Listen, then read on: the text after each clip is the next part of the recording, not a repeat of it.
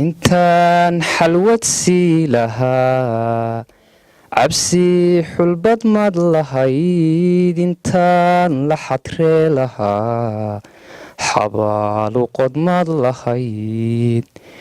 intaan xeebta geelahaa miyaad xabsi geelahayd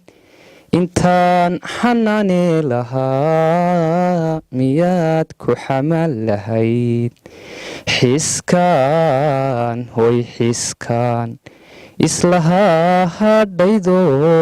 adigu waad xaasidee haddaan ku xambaari jiray xoggii lagawaa jidhkaba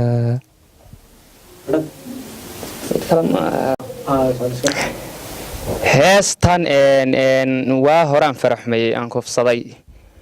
sababta igu kaliftayna waxaan ka fakeray bal iminka adoo miyiga jooga sidii miyiga aad u joogtay barigii hore dhowaan baan miyiga ka imiyo